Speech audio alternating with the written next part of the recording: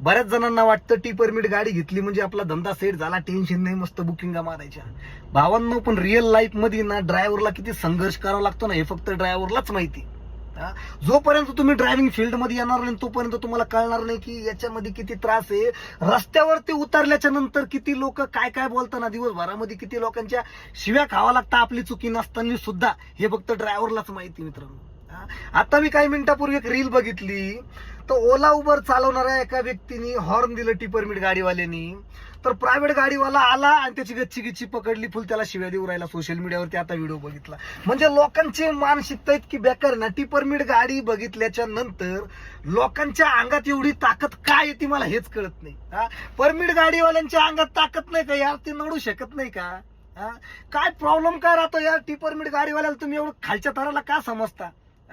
तो truck driver असो किंवा टॅक्सी ड्रायव्हर असो किंवा ऑटो ड्रायव्हर असो, कुठला पण ड्रायव्हर असो, जर काही चुकी झाली तर त्याच्या ड्रायव्हरलाच पकडतात आणि पहिले ड्रायव्हरला शिव्या देतील, नाही तर मारतील, भले ड्रायव्हरची चुकी असो नसो. आता काही दिवसांपूर्वी मी व्हिडिओ टाकला होता, एका लेडीजने एका ड्रायव्हरला भर याच्यावरती मारलं पब्लिक समोर. म्हणजे यार प्रत्येक ठिकाणी ना ड्रायव्हरला टार्गेट केलं जातं. पण काही लोकांना काय वाटतं ड्रायव्हरची लाईफ म्हणजे एकदम भारी. अरे बिचारे किती संघर्ष करताना ड्रायव्हर, हे फक्त ड्रायव्हरनाच माहिती. म्हणजे घेतली गाडी चालू केल्या बुकिंगा, चालू केला धंदा असं नाहीये.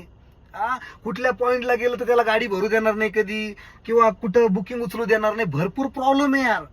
ड्रायव्हरची लाईफ आहे ना, हे फक्त ड्रायव्हरलाच माहिती. दिवसभरामध्ये किती प्रॉब्लेम मधून जातो आणि बिचारा आपलं घर चालवतो. ड्रायव्हरची काय लाईफ आहे ना, ही ड्रायव्हिंग मध्ये आल्याच्या नंतरच कळतं मित्रांनो. तोपर्यंत काही कळत नाही. बिचारा किती संघर्ष करतोय, रोजचे किती लोकांचे बोलणे खातोय. तर काय वाटतं ड्रायव्हर बांधवांनो, कमेंट मध्ये नक्की सांगा ड्रायव्हर बद्दल. आणि तुमच्या भावाचे व्हिडिओ जर तुम्हाला आवडत असतील तर फॉलो करायला विसरू नका. एक ड्रायव्हर भाऊ तुमचा नक्की सपोर्ट करा. धन्यवाद पब्लिक.